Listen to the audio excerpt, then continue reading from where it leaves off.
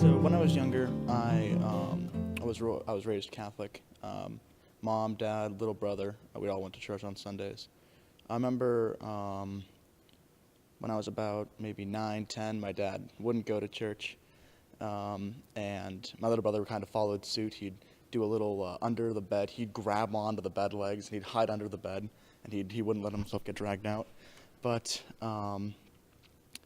so it would just be me, my mom and I going to church, and it felt very natural, but I never really got 100% into it until later in life. I remember when I was 13, my parents separated, they divorced. When that happened, of course, you go between the two houses. When I was with my dad, he'd be very, very critical of the Catholic Church. Whenever I tried to bring up things about my faith, he'd kick me out of the house. I'd get to do a long walk of shame back to my house. It was not the best time, but I remember, especially when I was getting ready to be confirmed. We went on a confirmation retreat to Stanwood, the Warm Beach retreat. It's a very fun retreat. But right during confession, I was talking to the priest, and I was talking to him like, I haven't been the nicest to my dad. It was, and I explained to him the scenario. And the priest said, Luke, pray for your father. And then, I'm smart. I'm like, yeah, right. Pray for my father. I'm not going to do that. And I go out, and, I get ready to do my penance.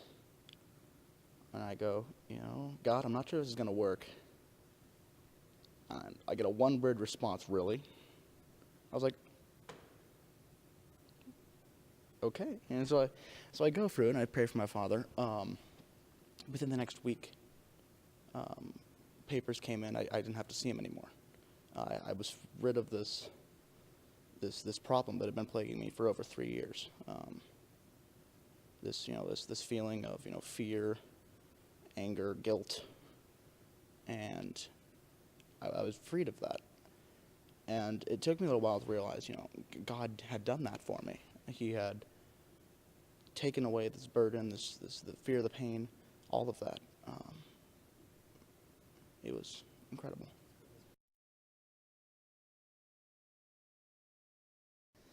At East Lake, or at my high school, general consensus is that it's a very progressive school, and they a lot of the Catholic Church's views are considered outdated or antiquated or evil in some way or another.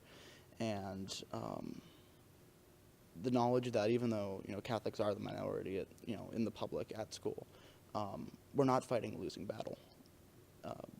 We have won the battle. It's just we have not won the war, and that is that knowledge just kind of helps you go through it. I turn to a lot of times to the Anchor program. That's very helpful. I've got the Mary Queen of Peace app downloaded on my phone. Every morning at breakfast, I'll pull it up. I'll read the daily readings, and I'll ask my mom. My mom is very handy. She's also Catholic, and she's very very knowledgeable. Well, if you're looking to sum it up in one word, it's God, right?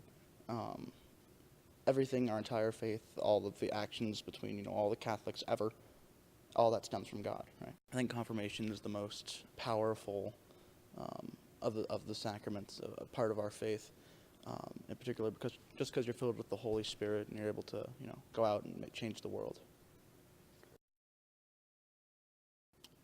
I don't know the exact verse, the number, and where to find it exactly. It's towards the beginning of the Gospel of Mark, and Jesus says, "Do not be afraid, just believe." And it just this verse really, I think, just kind of sums up what it is to be a Catholic in today's world. It's not that there isn't anything to be afraid of, right? There are things to be afraid of, but just this faith and this belief in God, it's very protecting. You don't have to be afraid of these scary things because God is here.